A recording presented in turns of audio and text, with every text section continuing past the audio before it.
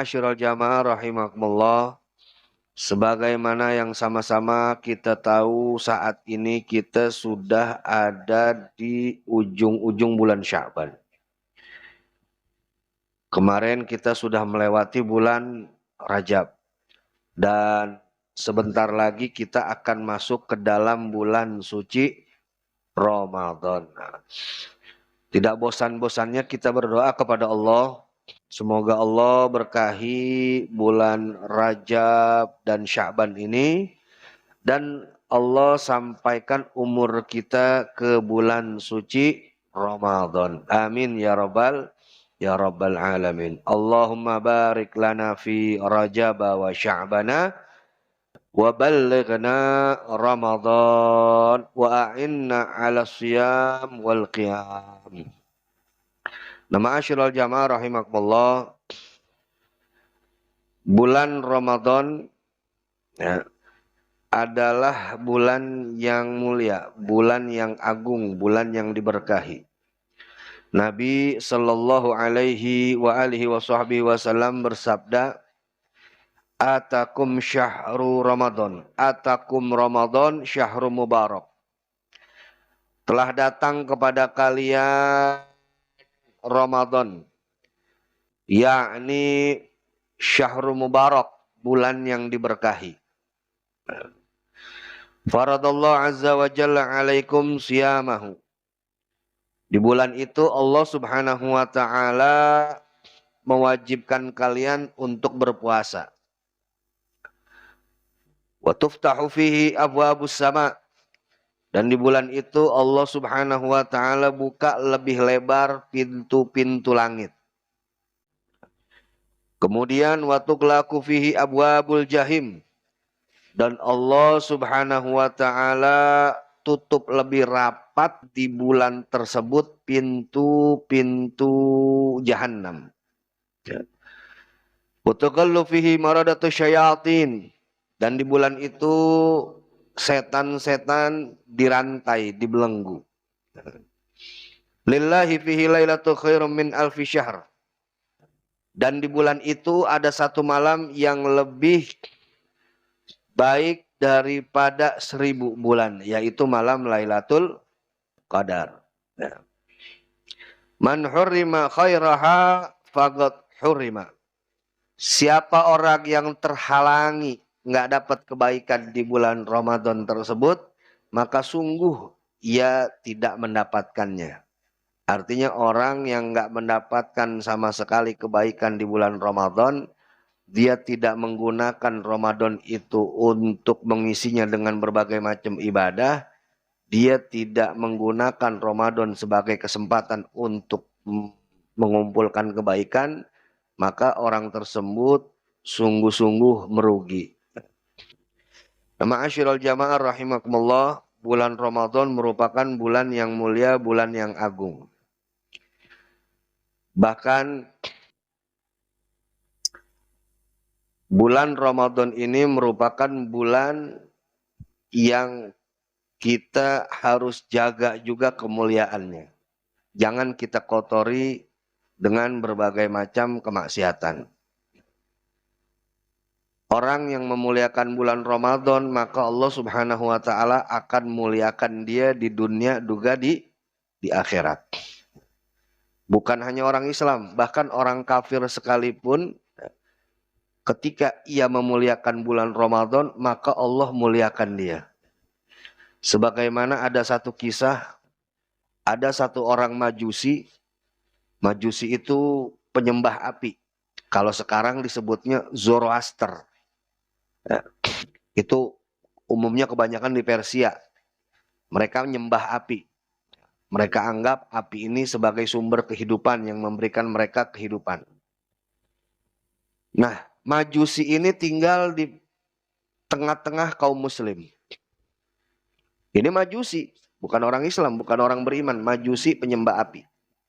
Satu ketika dia pulang dari entah dari pasar, entah dari mana, pulang ke rumahnya, di tengah jalan dia lihat anaknya yang masih kecil. Anaknya belum balik, masih kecil. Lagi makan. Padahal saat itu bulan bulan Ramadan. Nah ini Majusi ngelihat anaknya yang masih kecil, yang belum balik, lagi makan, dia marah, dia murka. Itu anaknya yang masih kecil diomel-omelin. Ente nggak tahu, saat ini bulan Ramadan, ini bulan yang dimuliakan umat Islam. Ini orang-orang Islam lagi pada puasa. Walaupun kita bukan orang Muslim, walaupun kita nggak puasa, nggak ada salahnya kita menghormati mereka. Jangan kita makan di depan mereka. Jangan kita makan di tengah-tengah mereka. Ini anaknya masih kecil, belum balik, belum dewasa. Ya maklum anak kecil ya kan, nggak paham, nggak ngerti. Tapi si Majusi ini kesel, marah ngelihat anaknya yang walaupun masih kecil, lagi makan, tetap diomel-omelin sama dia. Selesai. Diomelin, awas besok-besok jangan makan lagi. Hormatin bulan puasa. Hormatin bulan Ramadan. Hormatin tetangga-tetangga kita orang Islam yang lagi puasa. Jangan makan di depan mereka kalau lagi bulan Ramadan. Kalau lagi saat mereka berpuasa. Dah. Singkat cerita, beberapa bulan kemudian si Majusi ini meninggal dunia. Meninggal dunia. Wa subhanallah, ketika si Majusi ini meninggal dunia, ada satu orang soleh ya, di wilayah situ ya, bermimpi ketemu si orang Majusi ini sedang ada di istana dan lagi duduk di singgasana yang megah. Nah, ini orang soleh yang mimpi. Ya, mimpi itu kalau datangnya dari orang soleh, nah ini bisa datang dari Allah Subhanahu wa Ta'ala. Ini merupakan satu kabar yang boleh kita jadikan pegangan, tapi nggak bisa kita jadikan dalil berkaitan dengan akidah. Ya. Karena mimpi ini ada macam-macam. Ya. Mimpi ru'yah shodiqoh. Ru'yah shodiqoh itu mimpi yang benar, yang datang dari Allah. Seperti mimpi para nabi, para rasul. Bahkan Nabi Shallallahu Alaihi Wasallam pun pernah mendapatkan wahyu melalui jalan mimpi. Kemudian mimpinya Nabi Yusuf, kemudian mimpi Nabi Ibrahim yang nyuruh nyembelih anaknya yaitu Nabi Ismail. Nah itu mimpi disebut ru'yah shodiqoh, mimpi yang benar. Nah, dan mimpi-mimpi yang dialami orang-orang soleh, para wali-wali Allah. Ada yang kedua, ya. Mimpi ahaditsun nafas, bunga tidur. Nah, ini nggak ada maknanya. Nah, kita kepengen duren, nggak kesampean, sampai ke bawah mimpi. Mimpi kita lagi makan duren di kebun duren. Kita pengen apa? Pengen umroh misalkan, belum kesampean, sampai ke mimpi-mimpi. Sampai mimpi-mimpi kita tawaf di Ka'bah. Itu namanya ahaditsun nafas ya. Bunga tidur. Kalau kata orang Betawi kesemsem. Ke bawah sampai tidur tuh ya. Nah itu nggak ada artinya tuh, nggak ada artinya, nggak usah ditafsir-tafsirin. Bib, anak kemarin mimpi makan durian, ngapa itu Bib ya? Ya lo pengen durian nggak kesampean ke bawah mimpi, ya nggak usah dipakai ditafsirin yang begitu mah. Yaitu ahaditsun nafas ya, itu kesemsem. Nah, ada lagi adghathu ahlam, mimpi dari setan ya. Mimpinya nggak beraturan ya. Mimpi dikejar-kejar pocong, dikejar-kejar genderuwo ya. Mimpinya macam-macam, terjatuh dari bukit, macam-macam mimpinya ya. Nah, itu mimpi dari setan. Yang model kayak begitu nggak usah diceritain. Nggak usah datengin ustadz, datengin kiai, minta ditafsirin, kagak usah. Yang model begitu datang dari setan, udah lupain. Itu permainan setan bikin kita supaya kita was-was. Udah nggak usah ceritain. Ya. Nah ini mimpi yang datang dari orang soleh nih, bukan semua orang sembarangan. Kalau kita kan mimpinya dikejar pocong, ya, dikejar genderuwo. Ya. Nah kalau ini mimpi orang soleh, dia ngelihat si Majusi ini sedang ada di istana, duduk di singgasana. Disamperin ini orang sama orang soleh. Ya fulan, ente bukannya si Majusi yang di kampung ini? Betul Tuan. Ya, betul, saya si Majusi itu yang Tuan kenal di kampung Tuan. Ya. Kok nah, apa namanya ente bisa ada di istana ini? Bisa duduk di singgasana ini? Maaf kata nih, yang namanya Majusi kan orang kafir. Kalau orang kafir masuk kubur itu dapatnya siksa kubur. Tapi kok ente ada di istana, duduk di singgasana? Ya kan? Emang apa yang Allah kasih kepada engkau? Kata ini Majusi, betul. Wahai Tuhan, saya memang si Majusi yang Tuhan maksud. Nggak salah. Tapi Alhamdulillah, di detik-detik, di akhir-akhir hayat saya dikasih hidayah sama Allah, sampai akhirnya saya mengucapkan syahadat, saya masuk Islam, saya beriman, dan saya mati dalam keadaan saya sudah menjadi seorang Muslim. Makanya Allah kasih saya istana ini, Allah kasih singgasana ini sebagai balasan saya yang sudah masuk Islam. Si orang soleh ini senang, gembira ngedengar apa yang disampaikan oleh si Majusi tadi. Cuman si orang soleh ini penasaran. Kalau boleh saya tanya, yaitu hidayah kuasa Allah, ya. Allah berkuasa untuk memberikan hidayah kepada siapa yang Allah kehendaki. Ya. Cuman kalau boleh tahu deh, kok bisa ya? Anda ini yang dari lahir Majusi, besar sebagai Majusi, hidup sebagai seorang Majusi, kok tiba-tiba di akhir hayat Anda mendapatkan hidayah meluk Islam? Apa sih yang bikin Anda jadi masuk Islam ini? Apa sih sebabnya? Dan si Majusi cerita, wahai Tuhan, betul, saya Ramadan, saya walaupun Majusi tetap menghormati bulan Ramadan. Dengan cara apa?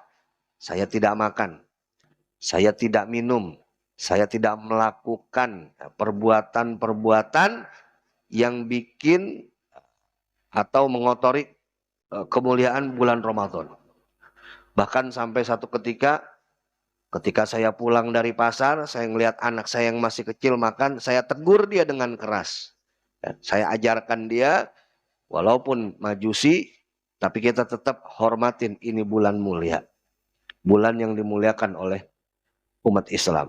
Karena itulah Allah berikan saya hidayah, karena saya memuliakan sesuatu yang dimuliakan Allah, akhirnya Allah berikan saya kemuliaan, saya dikasih hidayah, saya memeluk Islam, dan saya mati dalam keadaan sebagai seorang Muslim. Alhamdulillah. Maka benar apa yang dikatakan, man fariha bidukhuli Ramadan, siapa orang yang gembira dengan masuk bulan suci Ramadan, haramallahu jasadahu ala niron, maka Allah bakal haramin jasadnya dari api neraka. Sebagaimana yang dialami oleh si Majusi ini. Ya. Dia dikasih hidayah oleh Allah Subhanahu wa Ta'ala di akhir-akhir hayatnya, sehingga dia tidak dimasukkan ke neraka. Dia diberikan oleh Allah Subhanahu wa Ta'ala sebaik-baiknya tempat. Alhamdulillahirabbil alamin. Nah, ini pelajaran buat kita. Kalau orang Majusi aja masih mau menghormati bulan Ramadan, maka kita yang umat Islam harusnya lebih memuliakan bulan Ramadan, lebih menjaga kemuliaan, kesucian, kehormatan bulan suci Ramadan. Insya Allah. Nah, kemudian di bulan Ramadan Nabi sampaikan bahwa Allah Subhanahu wa Ta'ala memerintahkan kita, mewajibkan kita untuk menunaikan ibadah puasa. Karena itu persiapkan diri kita untuk menunaikan ibadah puasa. Fisik, mental kita siapin. Termasuk juga ilmunya kita siapin. Nah, kita pelajari apa-apa saja yang menjadi syarat wajibnya puasa. Kemudian siapa aja yang wajib berpuasa. Kemudian apa saja perkara-perkara yang bisa membatalkan puasa. Apa saja yang dimakruhkan ketika kita berpuasa. Nah, itu hendaknya kita pelajari. Kalau misalkan belum sempat, maka media sosial di kita ini banyak ya. Tinggal buka. Kebetulan saya dulu pernah bikin di YouTube-nya Rubat Huraidho itu materi tentang puasa. Ya. Antum tinggal cari ya, di YouTube-nya Rubat Huraidho materi tentang puasa dari mulai syarat-syarat puasa, syarat sahnya puasa, syarat wajibnya puasa, kemudian perkara-perkara yang membatalkan puasa dan apa-apa saja yang memakruh ketika kita berpuasa. Nah, yang ingin saya ingatkan adalah satu hadis yang Nabi Shallallahu Alaihi Wasallam sampaikan, di mana Nabi Shallallahu Alaihi Wasallam sampaikan, kam min shaim laisa lahu min siyamihi illal ju' wal atash. Berapa banyak orang yang puasa tapi dia tidak dapat apa-apa dari puasanya illal ju' kecuali lapar wal atash dan ausnya saja. Dia puasa nih, secara syariat, secara aturan puasanya sah. Dia niat, dia nggak makan, dia nggak minum, ya. Dia jaga anil muftirat dari perkara-perkara yang membatalkan puasa, mulai terbit fajar sampai terbenamnya matahari. Tapi sayang sejuta sayang, puasanya dia itu nggak menghasilkan apa-apa kecuali lapar dan hausnya doang. Dia puasa tapi dia nggak dapat pahala. Dia puasa tapi dia nggak dapat ganjaran dari Allah. Dia puasa tapi puasa itu nggak memberikan dia bekas sehingga dia jadi lebih baik. Dia puasa tapi nggak menjadikan puasanya itu dia menjadi orang-orang yang bertakwa kepada Allah Subhanahu wa taala. Jadi dia berpuasa tapi dia nggak dapat apa-apa dari puasanya kecuali lapar dan hausnya doang. Ibarat orang kerja di PT, ya. Masuk jam 7 pulang jam 3, masuk jam 7 pulang jam 3 dari tanggal 1 sampai tanggal 20. Ya, begitu temennya gajian dia kagak gajian. Kira-kira rugi gak? Rugi gak? Ya rugi. Temennya pada gajian dia kagak gajian. Padahal kerjanya sama. Ya, kerjaannya sama. Masuk dari jam segini pulang jam segini sama. Ya. Yang lain pada gajian dia kagak gajian, cuman dapat capeknya doang, amal lelahnya doang. Ya rugi. Nah, itu ibaratnya orang yang puasa tapi nggak dapat apa-apa dari puasanya kecuali lapar dan hausnya doang. Nah, tentu sebagai orang yang waras, kita nggak mau kita puasa cuma dapat lapar dan hausnya doang. Betul. Kita mau kita dapat pahala. Kita mau kita dapat ganjaran dari Allah. Kita mau kita puasa ini, mudah-mudahan puasa ini bisa menjadikan kita lebih bertakwa kepada Allah Subhanahu wa taala. Maka itu kita mesti tahu siapa sih orang-orang yang puasa tapi dia nggak dapat apa-apa dari puasanya kecuali lapar dan hausnya. Nah, ini perlu kita tahu supaya kita tidak termasuk ke dalam golongan orang-orang tersebut. Sekurang-kurangnya ada 3 golongan. Sekurang-kurangnya ada 3 golongan orang yang mereka puasa tapi mereka nggak dapat apa-apa dari puasanya kecuali lapar dan hausnya saja. Siapa sih mereka? Yang pertama, mereka yang puasa, mereka puasa nih. Malamnya niat. Nawaitu shauma ghadin an adai fardhi syahri Ramadan. Doni apa dona? Dona apa doni nih? Ada yang kekeh dona, ada yang kekeh doni ya. Ramadhani hadhihi sanati fardhon lillahi ta'ala. Jadi kalau kita mau lihat pakai kacamata nahwu ya, itu yang lebih tepat Ramadan. Ya, bukan Ramadhana. Kok bisa Ramadhani, Bib? Nanti kalau saya jelasin ngerti kagak puyeng iya. Yang jelas kalau dari perspektif nahwu lebih tepat Ramadhani ya. Karena Ramadan nih di situ selain dia menjadi mudhof ilaih, dia pun menjadi mudhof untuk mudhof ilaih sesudahnya. Nah, dia niat nih malamnya nih. Dan sahur ya ikut sahur ya. Terus dia jaga dirinya anil muftirat, dari perkara-perkara yang membatalkan puasa. Dia nggak makan, dia nggak minum, ya. Dia tidak melakukan hal-hal yang dapat membatalkan puasa. Tapi sayang sejuta sayang, begitu dia puasa, dia tinggalin kewajiban yang lainnya. Seperti contohnya siapa? Seperti contohnya orang puasa tapi kagak sholat. Sholat mah Bib, bisa nanti di luar bulan Ramadan masih bisa kita sholat. Kalau Ramadan mah kan setahun sekali ini Bib. Tolol itu orang. Tapi ada gak yang begitu? Ada. Ya. Begitu sahur dia makan, habis kelar sahur, ya, habis makan dia ngopi, dia ngerokok. Bus. Begitu azan subuh orang-orang pada ke masjid, pada ke musola, dia tidur. Dia tidur ya. Bangun-bangun kapan? Bangun-bangun 5 menit mau beduk ya.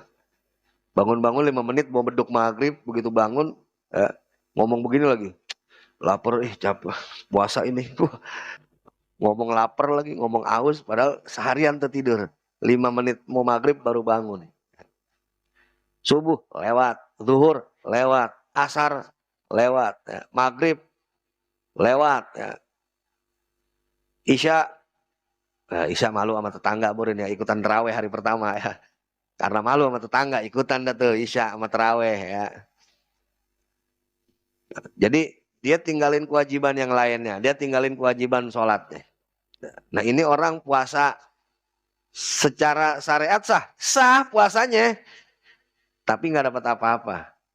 Dia dapat lapar dan hausnya doang. Jadi nggak perlu kodok, Bib. Ya kalau secara syariat sah, dia nggak perlu kodok. Karena selama tidak membatalkan puasa, ya nggak perlu kodok. Tapi dia nggak dapat apa-apa. Saya nggak? Ya saya. Jadi tetap kewajiban harus dijaga. Jangan sampai tinggalin sholat. Nah itu kelompok yang pertama. Dia puasa tapi dia tinggalin kewajiban yang lainnya. Kemudian yang kedua, yaitu mereka yang puasa. Mereka puasa, mereka niat. Kemudian sahur, ya ikut sahur. Sholat, dijaga sholatnya. Tapi sayang sejuta sayang, mereka tidak menjaga anggota tubuhnya. Mereka tidak jaga kupingnya. Mereka tidak jaga matanya. Mereka tidak jaga mulutnya. Mereka tidak jaga tangannya. Mereka tidak jaga perutnya. Mereka tidak jaga kakinya. Mereka juga tidak jaga, kemaluannya dari perkara-perkara yang haram. Seperti contoh siapa? Seperti contoh orang puasa. Puasa sama puasa. Sholat, tapi ngomongin orang jalan terus. Gibah orang, nipu, kemudian ngadu domba, nyebar hoak, nyebar fitnah, berbohong, berdusta. Nah, itu orang-orang yang puasa, tapi dia tidak menjaga lisannya. Seperti siapa lagi? Seperti orang yang puasa, tapi dia nggak jaga matanya dari melihat-melihat perkara yang diharamkan oleh Allah. Puasa sambil nunggu beduk maghrib, dia buka TikTok, dia lihat cewek lagi pada pargoy. Nah, itu juga sama ya. Dia puasa tapi nggak dapat apa-apa dari puasanya kecuali lapar dan hausnya. Kalau ngetik bagaimana Bib? Sama. Tulisan atau lisan sama. Ya. Makanya kalau kita puasa tapi kita nggak bisa menghindari, waduh Bib, kayaknya saya kalau misalkan ngumpul nih ujung-ujungnya ngomongin apa baik dah Bib, nggak bener. Mendingan tidur udah. Mendingan tidur. Ya. Kalau misalkan nggak bisa baca Quran nih, misalkan karena situasi dan kondisi nggak bisa nih untuk baca Quran nih, mendingan tidur udah mendingan tidur, bangun sholat, Nah, udah tidur lagi aja udah nggak apa-apa. Daripada bangunnya ente bikin dosa, ngurang-ngurangin pahala, mendingan tidur. Nah, disitulah naumus shaim ibadah. Tidurnya orang puasa itu ibadah. Karena kalau dia bangun akhirnya dia masih maksiat yang bikin dia mengurangi pahala puasanya sehingga dia puasa nggak dapat apa-apa kecuali lapar dan hausnya doang. Nah, ini juga perlu kita perhatiin. Penting kita perhatiin ya. Dan kemudian yang ketiga, yaitu mereka yang puasa, mereka niat. Sebab niat ini wajib ya. Niat ini wajib. Kita di Indonesia mayoritas pakai mazhab Imam Syafi'i. Satu hari satu niat. Makanya tiap malam kudu niat. Nggak boleh tuh kita niatnya digabung sebulan sekaligus. Niatnya sekali aja awal bulan, nggak bisa. Itu mazhabnya Maliki. Kalau mazhab Imam Maliki, niatnya memang sebulan cukup sekali aja di awal. Tapi tata cara puasanya juga kita harus ikutin mazhabnya Imam Maliki. Konsekuensinya begitu. Jangan cuman kita pakai niatnya doang, tapi tata caranya nggak kita pakai. Itu namanya talfikul mazhab. Itu namanya nyampur adukin mazhab. Ini nih yang bikin ngerusak. Kayak contoh, orang umroh nih. Umroh kan kalau umroh kita kalau pakai mazhab Imam Syafi'i, ya kalau misalkan kita bersentuhan sama perempuan kan batal ya. Bersentuhan sama lawan jenis tanpa penghalang batal, ya kan. Nah, kalau misalkan kita tawaf, ya, itu yang ada kita bisa berkali-kali wudhu kalau kita pakai ikutin kaifiahnya Imam Syafi'i. Karena saat tawaf itu perempuan laki kadang-kadang nempel bersentuhan, wah itu kita bisa bolak-balik wudhu tuh, ya. Nah makanya biasanya tuh mutawifnya yang mutawif namanya, yang guide-nya, yang mandunya itu ngarahin kita supaya kita pakai mazhab Imam Maliki saat itu, ya. Kalau mazhab Imam Maliki, laki perempuan dewasa bersentuhan tanpa penghalang itu nggak membatalkan wudhu, ya, nggak membatalkan wudhu. Nah, untuk mempermudah kita pakai itu, tapi wudhunya juga pakai wudhu tata cara Imam Maliki, bukan pakai Imam Syafi'i yang biasa kita pakai. Ya. Nah, ini kadang-kadang mutawifnya ngarahinnya setengah-setengah. Suruh ngikutin Imam Maliki dalam hal membatalkan membatalkan wudhu, tapi wudhunya masih tetap pakai wudhunya Imam Syafi'i. Makanya mesti teliti nih, ya, mesti teliti. Kita pakai wudhunya wudhu Imam Maliki juga, ada perbedaan. Kalau misalkan mazhab Imam Syafi'i itu kepala itu cukup dibasuh setengah, setengah itu udah udah cukup, ya, udah cukup. Tapi kalau mazhab Maliki harus semuanya kepala tuh, ya, kita usap harus semuanya. Ya. Nah itu, ya. Jadi kalau kembali lagi ke masalah puasa. Jadi kalau mazhab Imam Syafi'i kita satu malam satu niat. Satu malam satu niat. Tapi biasanya di awal walaupun satu malam satu niat, tapi biasanya kita tetap pakai juga nawaitu shauma syahrin kamilan, ya. Kita tetap niat untuk satu bulan penuh, ya. Itu untuk nge-backup aja. Tapi tetap kita harus niat tiap malam. Nggak boleh enggak. Ya. Kalau nggak niat, maka puasa kita nggak sah. Ya, wajib niat. Nah, jadi orang golongan yang ketiga siapa? Mereka yang puasa. Mereka niat. Nawaitu shauma ghadin an ada'i fardhi syahri ramadhani hadhihi sanati fardhan lillahi ta'ala. Mereka sahur. Ya, begitu sahur. Ya. Bib kalau nggak sahur nggak apa-apa. Nggak apa-apa. Tapi sunnah sahur. Ya. Kalau sahur, sunahnya agak diakhir-akhirin. Ya. Misalkan setengah subuh itu 4:30, ya kita sahurnya eh, di akhir-akhir ya. Udah mau dekat subuh, tapi jangan terlalu dekat banget ya, ntar kelolodan lagi ya. Ya maksudnya jangan sampai jam 2, jam 1, itu terlalu jauh. Itu nggak dapat sunahnya kita. Sahur sunahnya diakhirkan. Ya. Tapi kalau buka disegerakan. Kalau buka disegerakan ya. Buka nih, makan korma dulu.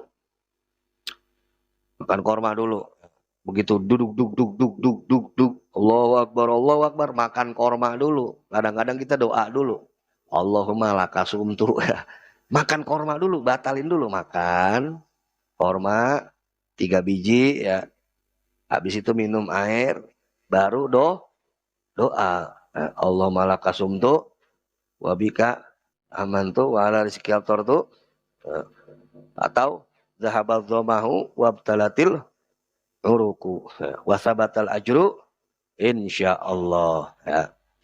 Jadi makan dulu, habis makan minum baru baca doa. Ya bukan duduk. Allahumma lakasumtu wa bika amantu wa la rizqi, baru makan. Belakangan doanya ya. Makan korma dulu. Nah, ya dia niat, dia sahur, kemudian dia jaga sholatnya, dia jaga anggota tubuhnya. Tapi sayang sejuta sayang, begitu buka puasa, dia buka puasa dengan yang haram. Dia buka puasa dengan yang haram. Ya. Ilok bib buka puasa maaf pakai anjing ya kagak ya.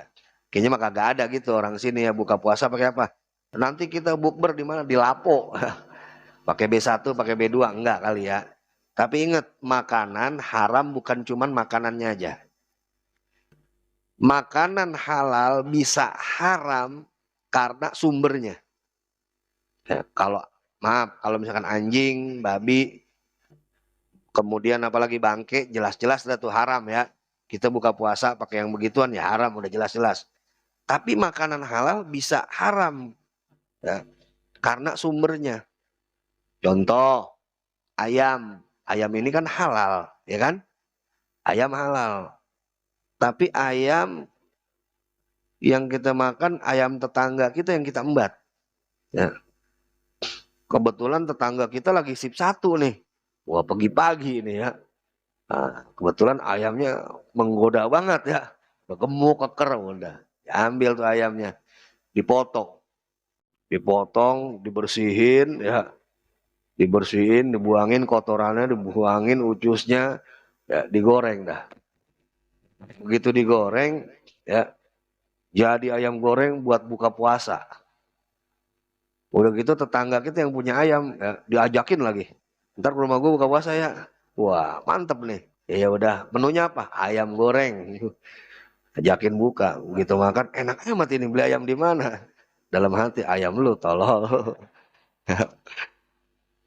Ayamnya halal gak? Halal. Ayamnya halal, tapi gara-gara sumbernya boleh curi, ya, sumber dari jalan yang haram, maka itu ayam jadi haram. Itu ayam jadi haram. Itu ayam dimakan sama kita. Itu ayam dagingnya jadi daging haram. Kita makan. Begitu kita makan berproses jadi daging di badan kita. Daging di badan kita tadi daging yang haram. Maaf, memproduksi sperma, produksi nutfah, ya. Jadi nutfah yang haram. Kemudian berjima sama istri, ya nutfah tadi ketemu sel telur, ketemu ovum, ya. Begitu ketemu ovum, ya berproses jadi zigot. Zigotnya dari hasil yang haram. Zigotnya berubah jadi embrio. Embrionya dari hasil yang haram. Embrio berubah jadi janin. Janinnya dari hasil yang haram. Keluar bayi. Bayinya dari hasil yang haram. Itu bayi tumbuh berkembang jadi anak-anak, anak-anaknya dari hasil yang haram. Maka jangan salahin anaknya kalau susah diajarin ngaji, susah disuruh sholat, susah disuruh bener. Nah, jangan anaknya dulu disalahin. Ente dulu ngasih makannya dari mana? Ngasih makannya dari mana? Emang berimbas, Bib? Jelas berimbas. Makanya saya bilang nih korupsi di Indonesia nih nggak bakal hilang sampai berapa tahun ke depan nih nggak bakal hilang, susah hilang. Sekarang ini koruptor, dia korupsi, dapat duit, kemudian dia kuliahin anaknya dari hasil uang korupsi, dari uang haram. Itu anak ya, kuliah dengan dari hasil yang haram. Ya. Lulus jadi sarjana, dapat kerjaan. Itu nanti dia nggak jauh-jauh, dia akan cenderung nyari yang haram juga. Kalau bapaknya dulu korupsinya cuma 1 miliar, dia bisa 10 miliar. Terus itu, makanya nggak bakal berhenti ini korupsi kalau begitu caranya. Makanya kalau mau ngilangin korupsi di Indonesia, satu-satunya hukum mati, udah. Kalau begini-begini doang nggak bakal. Ya. Kalau di sini kan bukan dihukum mati, hukum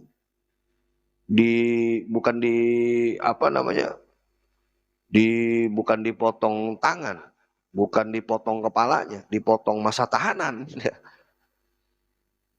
Ya. Jadi nggak bakal hilang, nggak bakal hilang. Ya.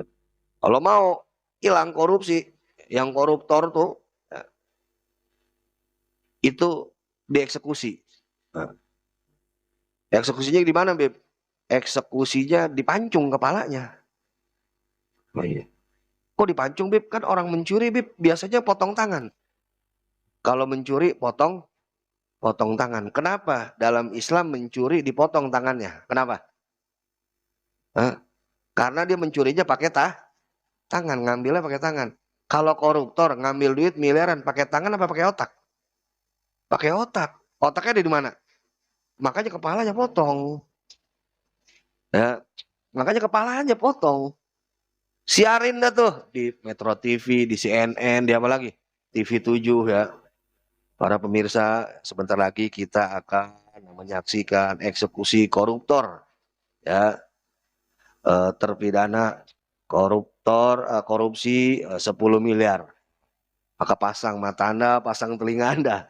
Kita akan menyaksikan eksekusi koruptor ya yang telah mengkorupsi uang negara sebesar 10 miliar. Wah, begitu detik-detik dipotongnya disiarin live ya. Kira-kira besok ada yang mau korupsi lagi gak? Wah, gak bakal ada. Yang korupsi nih, yang udah kadung korupsi dibalikin. Ini ada balikin dah duit negara ya. Dibalikin tuh duit ya. Nah, dibalikin. Takut ketahuan dipotong, disiarin. Udah mati keluarganya malu. Bakal dibalikin itu duit-duit. Makanya kalau nggak begitu nggak kelar-kelar. Nggak kelar-kelar ya. Ini korupsi nggak bakal kelar-kelar. Nah, kita kembali ke yang tadi. Nah, jadi makanan yang halal bisa jadi haram kalau sumbernya haram. Kalau sumbernya haram. Ya. Makanya penting ini kita perhatiin. Ya. Supaya kita tidak terjerumus ke perkara-perkara yang haram. Ya. Nah, kemudian makanan juga bisa haram kalau prosesnya nggak benar. Makanannya halal, sumbernya halal. Contoh ayam tadi.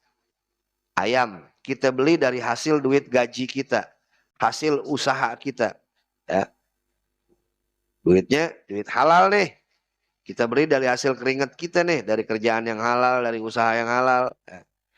Tapi begitu eksekusi, begitu motongnya kagak baca bismillah. Begitu motongnya asal jadi, nggak baca bismillah, nggak pakai aturan. Itu ayam yang tadinya halal berubah jadi haram. Atau kita beli ayam yang udah mati, ayam tiren.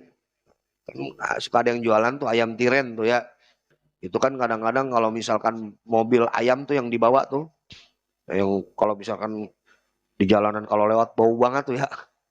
Itu kan kadang-kadang dari satu tempat ke tempat lain jaraknya lumayan jauh tuh. Nah kadang-kadang itu begitu sampai tempat tujuan ada beberapa yang mati tuh. Ada beberapa yang mati. Nah itu yang mati kadang-kadang dijual juga tuh sama orangnya. Nah, nggak mau rugi dijual juga. Kadang-kadang lebih murah dari ayam yang hidup. Nah kalau kita beli yang begitu tuh, itu kan jatuhnya bangke. Nah, haram. Nah itu juga bisa jatuh, bisa jadi makanan haram. Walaupun kita belinya dari duit yang halal, walaupun ayamnya ayam halal, tapi prosesnya mau atau ayam tiren atau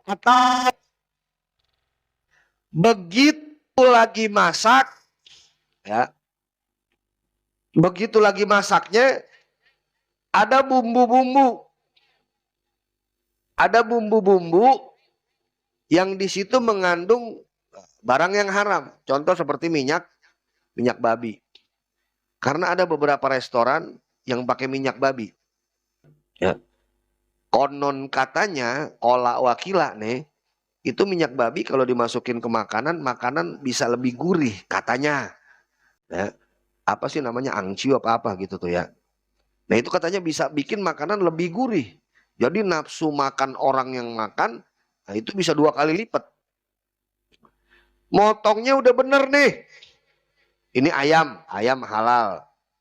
Dibeli dari duit yang halal. Motongnya udah bener. Begitu masaknya dipakai bumbu yang di situ mengandung misalkan seperti minyak babi atau mengandung arak, mengandung arak tuh ya.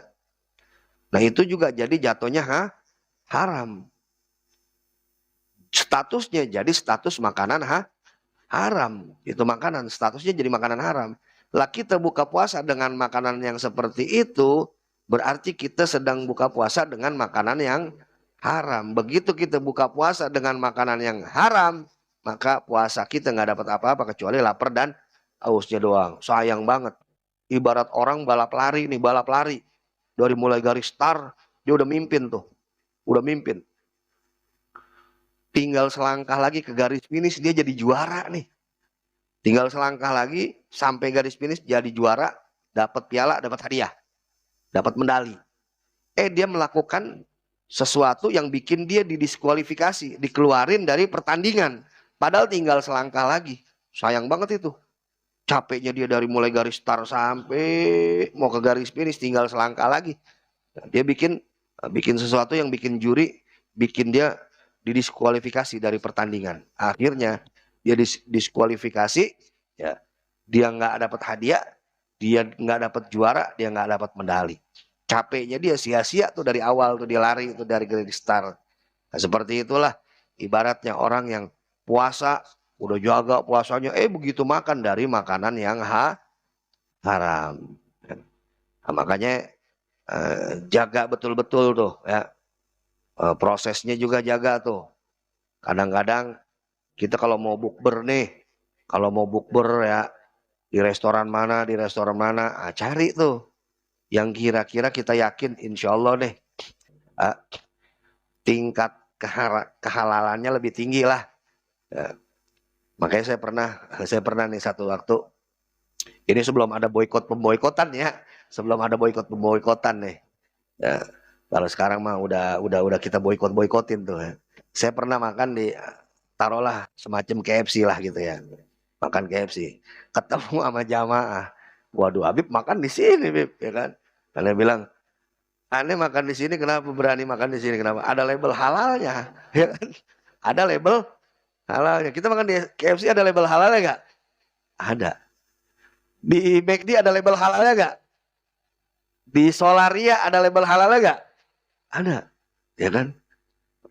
Jadi Anda yakin ini makanan halal karena ada label halalnya. Lah kalau misalnya kagak halal, Bib, lah Anda udah percayain sama MUI. Ya. Seandainya, Bib, itu makanan kagak halal, Bib, MUI ntar yang tanggung jawab di akhirat. Ya kan? Begitu kita nanti di sidang, ente kenapa makan di tempat itu? Ente tahu kan itu makanan banyak gak halalnya? Lah ada label halalnya. Ana yakin itu halal karena ada label halalnya. Yang ngasih label halal siapa? Ulama. Tapi itu nggak halal. Ya salahin tuh ulamanya, dipanggil tuh ulama-ulamanya. Dia yang tanggung jawab nanti di akhirat, bukan kita. Kita udah husnuzon sama dia, ya, udah mewakilkan ke mereka kepercayaan kita, dia kasih label halal, dia khianatin. Nah, dia tanggung jawab nanti di akhirat. Ya. Tapi bukan berarti tuh warteg-warteg yang nggak ada label halalnya terus kagak halal, kagak. Maksudnya ini mah kalau mau begitu tuh, ya ada label halalnya. Ya. Nah, jadi pertanggungjawaban jawabannya nanti MUI, makanya berat. Jadi MUI itu berat, nggak sembarangan ya. Kalau dia coba-coba mempermainkan itu halal atau nggak halal, dikasih sama dia cap halal, tanggung jawab dia di akhirat nanti. Ya. Tanggung jawab di hadapan Allah terhadap umat. Ya. Makanya sama makan santai, makan di Solariak ya ada label halalnya, ya kan? Nah, Anda lebih lebih secara keyakinan lebih yakin karena ada label halalnya. Ya. Nah, tapi nanti lah dia tanggung jawab di akhirat. Karena mah yakin halal ini, karena udah dikasih cap label halal kan nggak sembarangan ada prosesnya. Andai kata dia berkhianat, nanti dia tanggung jawab di akhirat. Ya, kira-kira seperti itu. Makanya yang lebih enaknya kalau teman kita punya rumah makan, ya kan, yang kita tahu ini teman kita, masya Allah, ya dia paham agama, dia juga kalau motong, dia tahu cara menyembelih yang baik, yang benar, mendingan makan ke saudara kita. Ya, toh saling bantu. Ya, dia ngebantu kita, kita juga ngebantu dia kan, bener nggak? Ya, apa mengembangkan usahanya, saling bantu membantu, ya kan? Oke dulu tuh, anak punya abah nih, anak punya abah itu hampir setiap hari beli ayam, hampir setiap hari beli ayam dan langganan ayamnya di Cikarang itu satu orang itu udah nggak ganti-ganti. Ya, pernah satu waktu anak disuruh beli ayam, Lim beliin ayam sono di si itu, anak udah tahu. Begitu anak datang, ya kan? Ternyata itu tukang lagi nggak jualan. Akhirnya Ana beli di sebelahnya, temennya sebelahnya. Pulang, nih Pak, udah, sama si itu. Ah si itunya kebetulan nggak ada Pak. Terus beli sama temennya yang sebelah. Kan gue udah bilang kalau nggak ada dia jangan dibeli. Nah, ya kan sama aja Pak, ayam-ayam juga. Nggak sama. Gue kenal sama dia. Dia motongnya bener. Dia motongnya rapi. Nah, yang temennya belum tentu rapi motongnya. Ya kan? Udah lu balikin. Aduh balikin bagaimana ini? Ya kan? Balikin gua mau tahu balikin. Ya udah mau nggak mau ya. Kagak dibalikin sih akhirnya. Ada ke rumah temen aneh. Gue minjem duit lu dulu dah nih bayarin nih ayam. Nih wah awas loh ya besok-besok kalau misalkan gue suruh beli ayam ke sono. Kalau nggak ada udah jangan beli lagi sama yang lain. Saking ngejaganya. Saking ngejaganya. Karena tahu si Fulan ini motongnya bener ya. Paham lah dia paham. Ya. Dan itu berdampak. Dan itu berdampak. Nah, Ana jadi ingat satu cerita nih. Ini Ana sama teman-teman Ana nih dulu nih. Pernah nih. Ana nggak sebutin kotanya mana ya. Takutnya ntar, oh di sono ntar nebak-nebak lagi. Kita pulang nih. Ini teman Ana Masya Allah lah orangnya lah. Kalau nggak salah kita waktu itu dari Empang malam-malam. Pulang dari Empang, Empang Bogor ya. Nah, terus kita makan sate lah di satu tempat. Makan sate enak dan kelar makan sate pulang tuh anak tuh. Anak nginep di rumahnya. Nah ini orang dan keluarganya Masya Allah. Subuh itu di rumahnya udah rame. Artinya udah kirim pesantren gitu. Subuh tuh pada tepat waktu.